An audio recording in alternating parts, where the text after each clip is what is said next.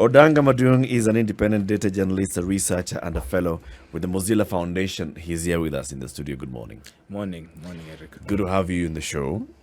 So you're saying you're going to use this proverb shortly? I could use it now. Use it. Go ahead. Because I think the way the IBC gave us that data dump, it was very much like cocoyam. Where we started asking ourselves whether too much, or rather there's such a thing as too much transparency. And I think what ended up happening is that, because of all of these 46,000 forms that ended up on the portal, it's like we ended up in a sort of state of indigestion. Yeah. Right? Too much food. Just too much food. Raw food. and it's like people were definitely struggling to deal with the kind of information that had just been made available to them.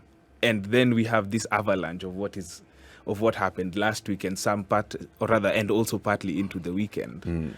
Yeah. So basically what we saw is IBC said, you want data? You want to know what's happening here? So this is what's happening in all the 46,229 polling stations. They have declared results, the presidential results. They are available. Okay? Go ahead, chew them raw. Na sweet potato. Greens have made them chopper. So that was the perfect proverb. I think to kick off this, that was the right. That was it. So it was too much data for people who are not used to dealing with too much data. Yeah, and Is that I what think you're saying?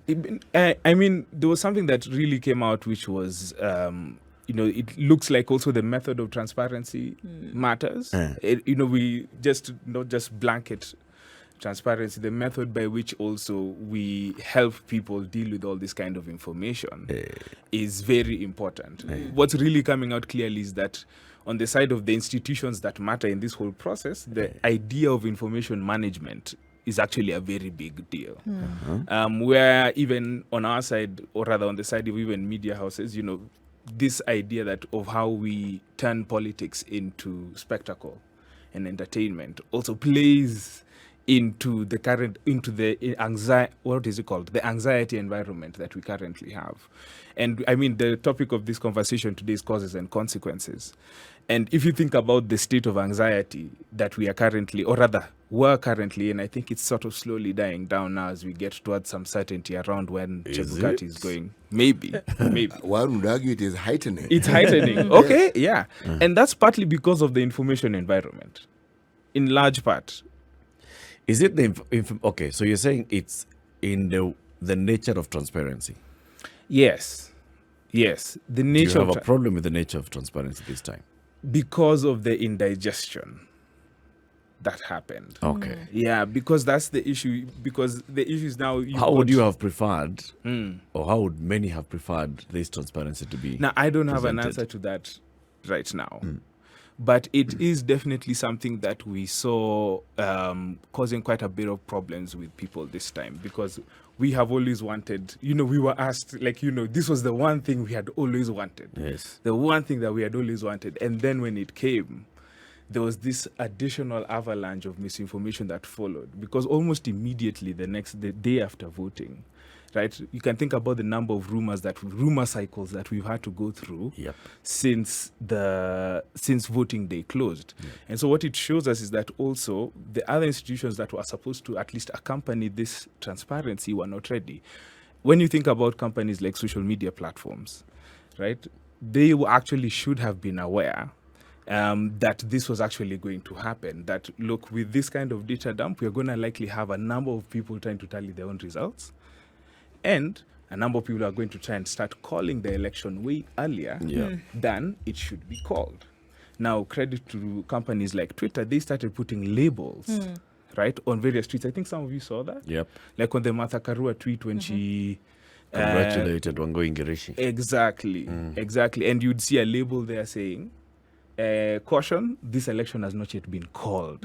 The results are still coming in. Sure. Such labels are actually very important in terms of trying to sort of mitigate the flow of actually not necessarily even false misinformation, but information that is within a gray area. Because sometimes that's the issue, that the information is not necessarily black or white.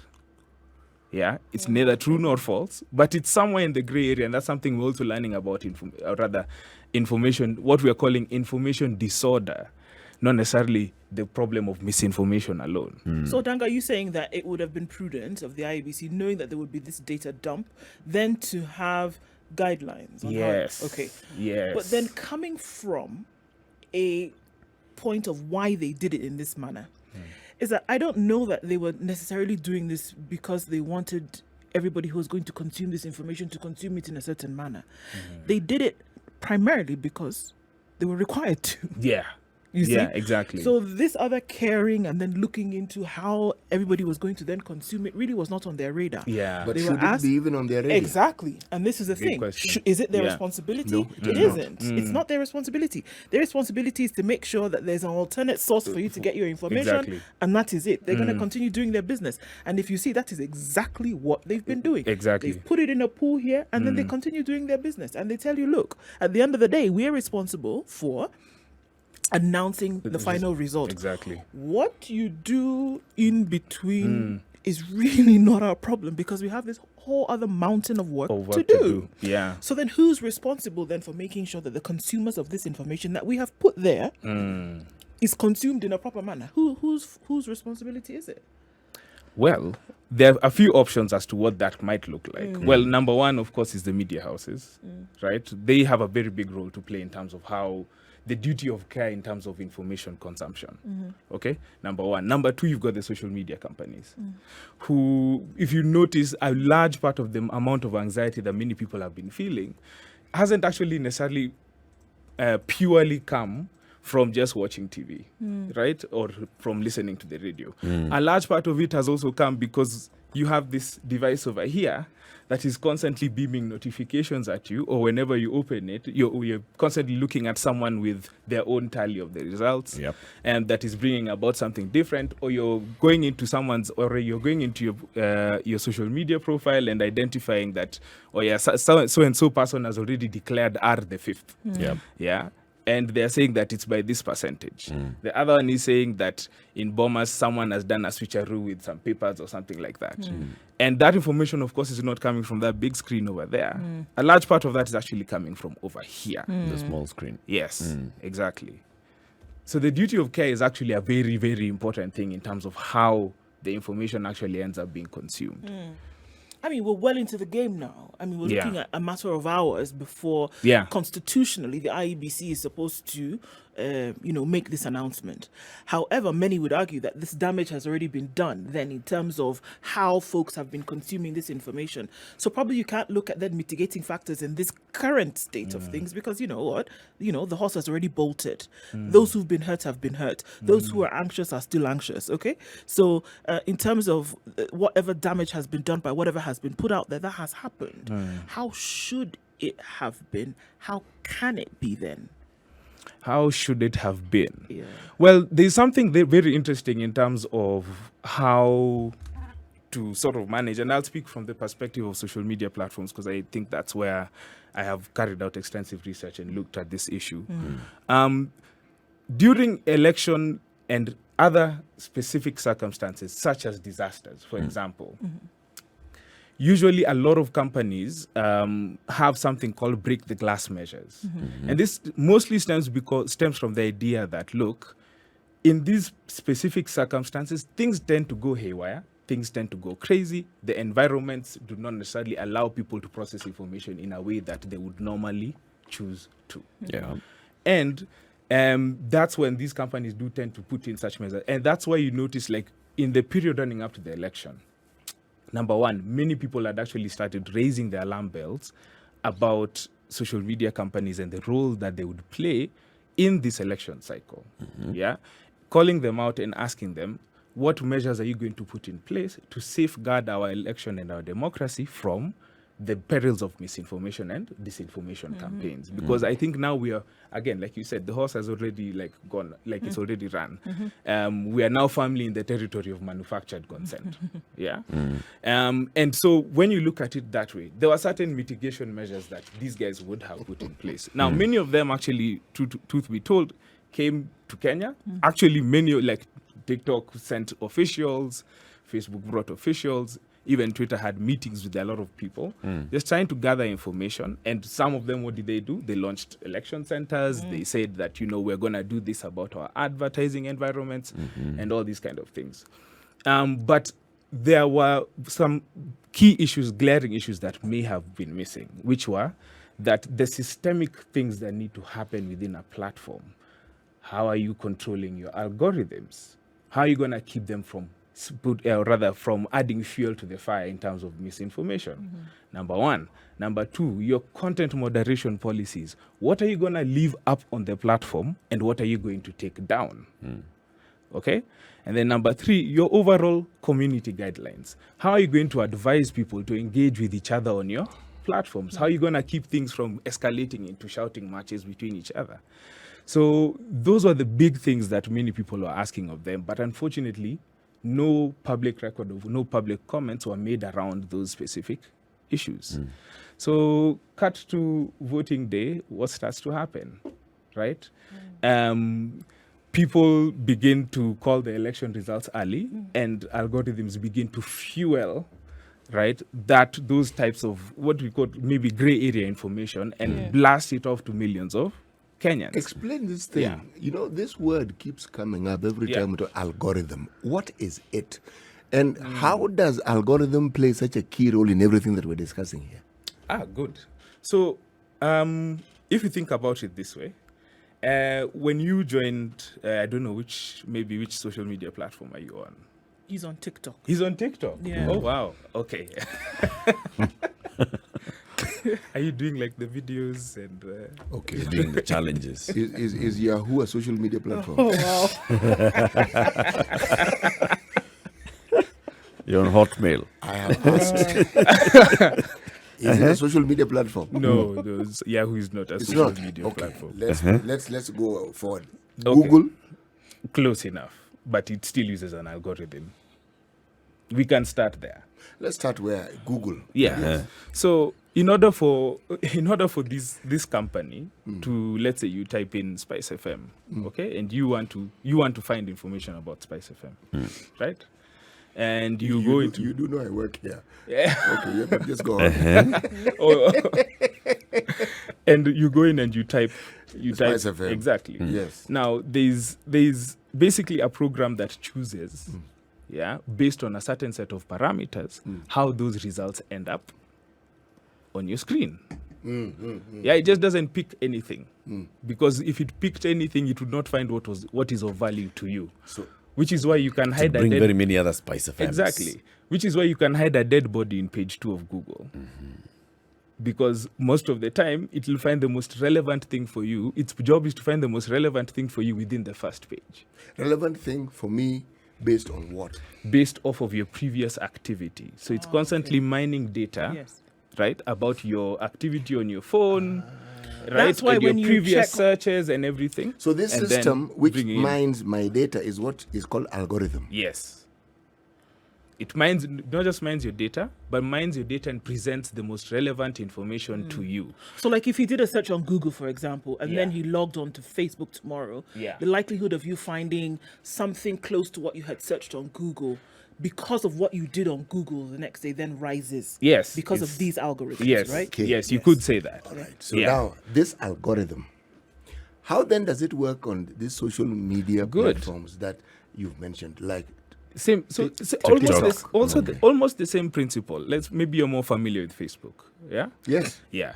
So almost the same principle. So based off of your activity on the platform, it then goes ahead on its homepage, what they call the news feed, to decide what kind of content it's going to pick from the people that you follow to display on your feed, with the main aim of making you spend more time on the platform. Now, one thing very many people don't understand, however, is that this is an editorial decision, because you've chosen to put some things there and you've chosen to leave some things out. Now that, in essence, is a very, very big problem when it comes to misinformation. Because when I find a false piece of content calling the election early, coming on the front screen of your phone, that means that that specific company has chosen to put that information in front of you.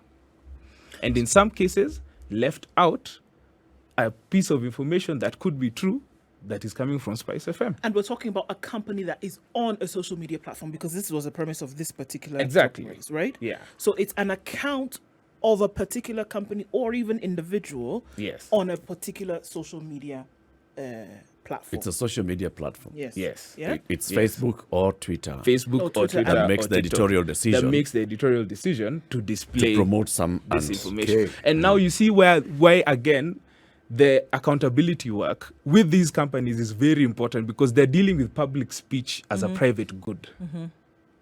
Okay. So, because we are looking at causes and consequences of Yeah. misinformation, right? Based on what you have just said, an individual then who chooses to pick up something from somewhere that they have seen and decides to blast that on Twitter, for example, who then takes responsibility? The space upon which they are blasting this, or the individual who has seen something and for whatever reason they have believed it and decided to show the rest of the world? So both of them actually have a large responsibility. You know why? Because now one of the things you have to consider is, remember, there's a term called virality. So how do things go? Viral. So think about it that way. That means that I might decide, and that's one of the big appeals of platforms like TikTok, that I don't even need a following. I don't need to have 5,000 followers to become famous on some of these platforms. I can literally go take photos or take a funny video, post it today, and by tomorrow, almost I'm a sensation. yeah, tomorrow I'm a sensation. And that's Yeah. like a big appeal Yeah. to very many people on these platforms. So if I go ahead and now think about it from the perspective of who bears the largest responsibility, the truth is, whereas we might want to think, and I think that's one thing about also, I'm just going to call this out in terms of legislation within African governments and even more so with Kenya, the blame is always put on you, right? On the audiences and the on the citizens, consumer. but not Yes. necessarily on the person who platforms such kind of information. Okay? And even when we think about it, even as media practitioners, we're very careful about who, again, anyone can say anything, but giving them the platform is a very different dimension of responsibility and liability. Right? And so when you think about it from that perspective, if I go ahead and put on something reckless, but then now Facebook goes ahead and, blasts it off to 1 million people, and in some cases even takes money for it in the form of ads, right? You can begin to see the kind of problems that we can run into, or rather even the problems that we have already run into. Currently sitting in. Exactly, that we are currently sitting in. Okay, so this algorithm, we are talking about algorithms in the social media space. Yes. All right, now here we have an election. Are you saying, therefore, that this concept, this idea of an algorithm, is also what is used, say, by an organization like the IEBC to work out whatever it is we need to eventually come up with the results that we need? So that's a very interesting part, because I would oftentimes also say that sometimes the issue with this whole democratization of the space is that because of the lack of gatekeepers, we'll all agree here that, the information coming out of the IBC is not necessarily sometimes the most interesting information to digest, right? It's not the most entertaining, because on your, all you need to do is scroll down and you'll see a video of a cat doing something funny, and that's what it's competing with. Yeah, think about it. Like, Yeah. even for us as media practitioners, our news is competing with the next funny thing that someone scrolls down and sees. And that's what is going to try and get someone else's attention. That's your real competition. And that's the same competition for the ABC. Now, when you think about it in terms of what does responsibility look like when trying to govern an information environment such as what we are in right now, these companies actually have the power to promote certain sources of information that are more authoritative, better verified, right? Because in some cases, we've seen misreporting coming out from media houses, yeah? And also dial down, right, hyper-partisan sources which are known to be a big problem during election seasons, okay? Those are some of the things that they call break the glass measures. And it basically stems from the premise of, we all know about freedom of speech. But do you have freedom of reach? Must you talk to everyone that follows you? Is that a fundamental right? Secondly, I would argue that yes, and I'm just quiet because Yeah. there are very many things that I fundamentally disagree with what Yeah. you're saying. But let's continue. yeah, right. So is there freedom of reach and is there freedom of speed? Right. So the pace at which your content is able to travel through the platform. So there's very many aspects. This thing is opening a new dimension of Altogether. what we are calling platform, and there's a term for Are it. we going to break? Yes. 29 minutes to 8 o'clock. We're having a conversation about misinformation, the sources of misinformation, and the causes and the consequences as well. Odanga Madung is an independent data journalist. He's a researcher. He's a fellow of the Mozilla Foundation. We have basically been bombarded with all manner of information since Wednesday when the results started trickling in. Everybody was claiming to be a winner for the MCA seat that ended, MP seat that ended. We went into senator, governor that ended. Now, all political camps, apart from Maure Waihiga, who has said, I concede I am not winning. Everybody else claims that they are winning this election. All the three remaining candidates claim that they are winning this election. So, who's right and who's not? Who do we believe and who don't we believe? Good morning. Let's take this quick break. We'll be back shortly. This is the Situation Room, the only way to start your day. Our guest this morning is Odanga Madung. He's an independent data journalist, researcher, and fellow of the Mozilla Foundation, talking about all the misinformation that we have been seeing on social media regarding this election in the past 6 days or so. This is everybody claiming that they have won, everybody congratulating other people that they won. IEBC released all the election results from the entire country, and that's from all the polling stations. They are available to everybody in the world, and then now everybody has been doing their tally, and the tallies don't seem to be corresponding, even up to this point when you have 100% almost of all the Forms 34A uploaded. We're still having issues on, okay, so who has won this election or who's not won this election? Why is it an issue though? Depending on the political divide that one belongs to, their side has won. I'm going back to the question that I asked Mr. Odanga. Algorithm. I'm still on this algorithm thing because from what you've told me, I understand that it's a system that has set instructions which is it then follows to do what it's supposed to do. So I asked the question. So IBC and the system they have, does it have an algorithm? Oh, IBC's system. Does it have its an own algorithm? internal system? Yes, does it have an algorithm? Its own internal system of what? Counting. Whatever it is that they do, does it have an algorithm? I can neither confirm nor deny. Let me explain why I'm asking. Yeah. Because social Yeah. media runs on what? What does it need to function on a daily basis?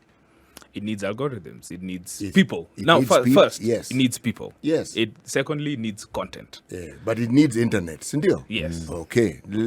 Now, see, there are things I understand do. I Internet. can see you're doing really well, City. Yes. Huh? Now, if it needs internet, that's how results have been relayed. That's why they have a portal. For this portal to work and for it to relay information, for it to be even available, for these forms to be available, there is a system at play. This is really what I'm seeking to understand. And now, let me take you to where I'm going with this. My colleagues here will know I ask questions because I'm going somewhere with it. Okay. What I'm asking is, for us to be able to trust what IEBC has, I'm trying to understand what is it that they have in place that guarantees that what it is that was relayed from the polling station is what we actually see. That's really the question I'm asking. Well, I'd say that you'd have to ask the ABC that because they know what they know Okay, what system. Let they me ask have. a simpler question. What did it have to be? Are you asking Yes. about security? Are you asking Or- about Oh, you're asking about yes, security. yes. That's what I'm asking. I'm not saying, okay, since you Oh, are so not... you're- tell me so you're referring you see, to this- algorithm on this other case would be that so CT would be able to see first, when CT clicks on download the forms, he'd see the forms from Tamu Yes. before he sees the forms from Embakasi West. Thank you so much. No, right? But it's about now security of how sure are we that the information that was uploaded is the information that is being downloaded. Yes. Well, I mean, the IBC has put in, various, how would I call it? The IBC has actually put in various parameters to try and make sure that... Security measures. Exactly. Well, again, we're not exactly sure. I don't think they came forth with the cybersecurity measures that they had put in No. place. No, they didn't. Yeah, they didn't. Should they they didn't. It looks like it's an increasing need because of the... Like, should they reveal the kind of measures they've taken? not necessarily reveal, but at least show that State they, it and say yeah, it. yeah, because the issue is, there's always somewhere, there's in the rumor mill or in the conspiracy theories that have gone around. I don't know if you've seen, there have been various conspiracy You theories can from get a one side headache saying just That reading it's those been things. infiltrated. that it's been infiltrated and hacked. And at one point, there was also what was it called? A rumor mill. Something was in the rumor mill that media houses had been hacked with what is called an injection algorithm. And, first of all, I think all of this does a lot of disservice to, people who are actually in cybersecurity and actually do actual hacking. And, just to see people throw around the term quite loosely makes... You're makes speaking it- favorably of hackers as though it's a profession that No, it people is. take pride in, and they No, I want mean, people who Yeah. it actually is. Because think about, there are very many times where companies will actually ask people to hack their system and reward them. It's something called a bug bounty program. And even social media companies did that have done that ahead of several elections, where they've told people, okay, go ahead and play around with our systems and try and identify the loopholes So within are them, we saying therefore, and we'll pay you good? once you figure them out. Are we saying therefore that whenever nefarious intent is actually suggested, it could be somebody was just trying to see how good they are at their job, not necessarily to do anything or to favor anyone. Yeah. They were just saying, oh, IBC has a system, let's see. Standard Media has a system, let's see. Nation Media has a system. Are we saying that there are people who will just do that for fun and figure, all right, they say they have a system, let's see it. And yet the interpretation when it is mentioned, just mentioned that there was this attempt, nefarious intent is what is seen, and yet that may not have been it. So I know this is crazy, but that's actually absolutely not out of the realm of possibility. It does happen. It actually does happen. Yeah, yeah. I mean, if I'm you- not if a you had the cybersecurity know-how, professional, Siti, but Yes. I If can you tell had you. the know-how yeah. and then you saw this some person who's claimed that they've secured their system, what's the first thing you want to do? A challenge. Yeah, it's a challenge. I mean, it's like they've told you can't enter here. I can't. Okay. That's what I do for a living. Yeah, That's and I mean, impressive. and you'll notice that this isn't the first election where we've had allegations of hacking. Yeah. It happened in 2013. 2017 as well. 2017, That was a big yeah. issue. Anytime since we started thinking of technology as the solution to what is really a trust problem. We okay? seem to think that it's only technology that can be hacked. Yeah, that's No, true. if you find ballot boxes in a river, that's hacking. Ballot stuffing is hacking. Okay, But, all you know, that. And I think it still boils back to even just the conversation around hacking still boils back to something that which is really at the heart of our problem with our elections, which is that we are in essence a low trust society. Yeah. I think Larry Mado did the tweet where he was asking, why is it that we must count, that this is how we count. You must show. You must show. And One, yeah. Yeah. two. So looking at that, already establishing the fact that you're dealing in a low trust society, and then to say that there are measures that must be put in place to handle the mistrust, is that not exactly what we're saying right now?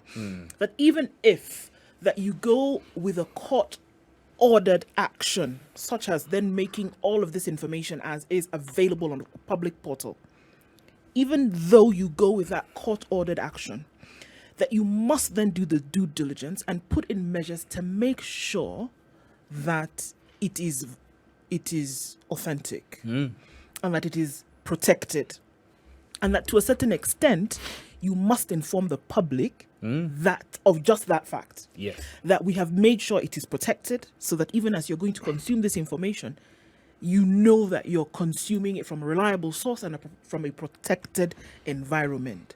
Now, in order for us to go away from this misinformation, would that be one of the recipes to ensure that? Yes, because I think fundamentally like we've just said, we have to recognize that we are as the reason our electoral process is the way it is, I think, fundamentally and primarily, is because, and maybe you can disagree with me with this, but that aspect of the fact that we're a low trust society plays so much into so many of the problems that we've seen. Right. That even, something as progressive, like many other countries are looking at what is happening Yep. in Kenya and are like, wow, like these people are actually having such type of an election.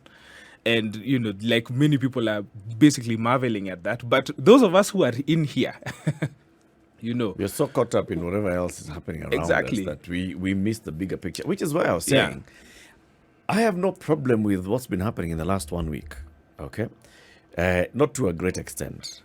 It's because it's a learning curve. It's the first time that we actually have such greater access. Even in the last election, there was access to the forms 34Bs particularly, right? But this time, from the very beginning, you have access to whatever is happening at any polling station countrywide. Now, because we were not prepared, media houses were not prepared, civil society organizations were not prepared, monitoring groups were not prepared, data journalists such as yourself were not prepared, the public was not prepared to have this wide access to data. We have learned our lessons. In the next election, people are going to be more prepared. In the next election, people are going to see who to trust and how to check for whether what they're saying is true or not. In the next election, if you switch on to KTN and you find that they're saying this is the number, and then you switch on to Citizen and they're saying this, and K24 and KBC and NTV they're saying different, you'll have a question.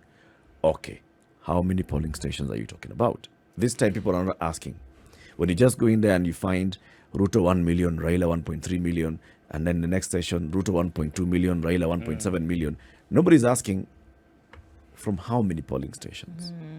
How many are we talking about? So if in the next election, people are going to be asking all these things, they'll have learned. And I think I like the organic growing of this thing. Because the more if we started introducing, now, for example, checking too much on the kind of information that people are consuming, because, it's likely to be even Facebook and Twitter and whoever, they were not ready. So imagine if they started now waking up one day on Thursday and deciding, okay, you guys, hey, everybody is saying that they have won the election. Everybody is saying that they have tallied. Let's reduce the availability of anybody who claims to have a tally, and let's only leave IEBC. Then it beats the purpose of IEBC opening up the portal in the first place. To making it. So what are the dangers? Sorry, go ahead.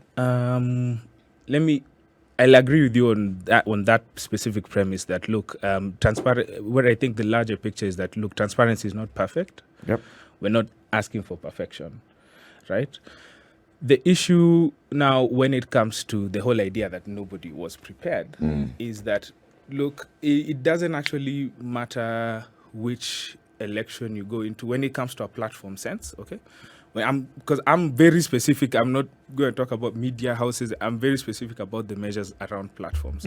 Because the issue is that you see the same, ignore just the tallying of results, okay? The biggest issue is that same mechanism that is allowing for, the amplification of various pieces of information, and we're not saying turn it down. What we're also saying is put appropriate labeling on some of this content, because that is actually leading to a heightened sense of anxiety amongst people. Remember, we're talking about causes and consequences. But secondly, very different other sources of misinformation are traveling through the same channels. Sure. Yeah. Okay? Yeah. So, the thing about this thing is because this system is so complex and also at the same time so interconnected, right? Allowing for one thing also allows for very many other things to just cross under it. Okay? So the main thing is that, again, those same channels that might be calling the election early, right? Especially the hyperpartisan and super spreaders, because the biggest issue also here was an issue of super spreaders, right? The issue that there are certain people who have very large numbers of followers that consistently kept putting out false information, which is why we're talking about, again, in a typical sense, especially this is what they did in the US election, by the way, which is that, and they noticed, and by the way, actually one of the, just to even talk about consequences, when they started removing those measures they had put in during the election, because as it could stand that they stood to lose money from the slowing down of the platform.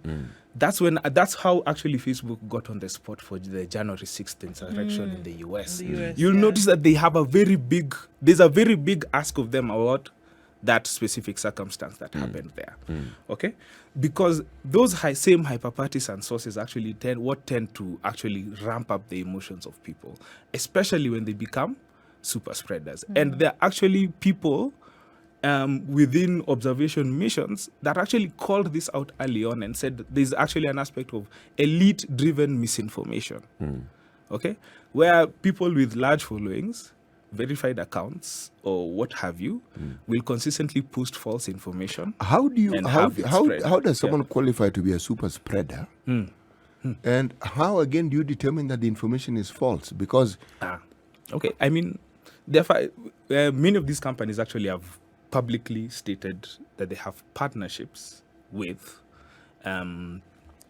what we call fact-checking institutions. Now, many people sometimes, especially if you are free speech absolutionists, have a problem with fact-checking because, number one, who determines what is true, who fact-checks the fact-checkers, Right. who polices the police, and like a whole bunch of other problems. But, they have partnerships with fact-checkers who go ahead and are constantly scanning their platforms to try and identify misleading information within certain parameters. And I don't know if you've ever gone through some of these social media platforms and seen there's been a flag, like a post has been flagged, and Facebook have said this post contains information that has been proven to be false. Here is a link to the information that is actually true. Click here to see why we have flagged it. If you want to still see the post, because we are not going to take it down, here it is. Yeah, click on it. But in the meantime, we're also just going to make sure that nobody else sees this false piece of information. Okay? Now, I hope I've answered your question. please go on. Okay, good. So, again, coming back to this issue, right? What I have seen specifically has been the biggest problem, especially in this time, right, is that aspect of you've got people with very large accounts that have sort of developed a sense of trust amongst people. That on top of maybe, let's say, even calling the results early, which some platforms have gone ahead to decide to label and say, have actually consistently spread false information. You're talking injection algorithms, Mara someone has been kidnapped, Mara this has happened and all of that, okay? Now that is incredibly problematic and can actually lead to real violence, okay? Can actually lead to real harm amongst the audiences of the real world audiences that are engaging with this information. Because in premise, that's why we really try to push for accountability with many of these platforms, because the truth is, especially even when we learned from COVID, right, that misinformation does not stop online. A lot of these things don't stop online. Many people It will spreads offline. It spreads So, offline. Janga, normally, because sometimes when you're trying to look at the importance of a thing, you look at the consequences, right? Like when you're telling a child, do not climb that because you will fall, break your leg kind of thing. So what are some of the consequences that we are looking at? Because I think it's important to shed light on some of those things, because it could be like, all right, look, we're having a jolly old time on social media. It doesn't really matter. At the end of the day, we're going to know who the president is going to be. Doesn't really matter what happens in between. And then what could it lead to? It goes offline as well, let right? me- So yeah. what are some of those consequences? Well, terrorist attacks have been organized on Facebook. Yeah. I mean, I've done studies on that. I've seen people exchange notes on how to get bulletproof vests and how to make C4, how to make explosives and stuff. I mean, that stuff is real. I have seen, we've seen well-documented stories about how social media platforms have been used to incite people to a point of genocide. Myanmar is a very good example. Okay? In the US, they literally almost had a freaking coup, right? Again, this stuff, if we work backwards from, the real world harms, even just think in terms of health, we're just from, COVID, where all manner of types of people were doing all manner of types of things in the name of what they saw online. Right? So the consequences are real. And I would actually dare say, even this anxiety that we have right now, the reason it's heightening, the reason it has been such a whirlwind, again, is because of the kind of misinformation that we have. Partly, okay, because also we don't want to ascribe too much power to these platforms. But they do play a significant part in a lot of the things that we do see happening on the ground. See, a body like the IEBC is structured to be a neutral body.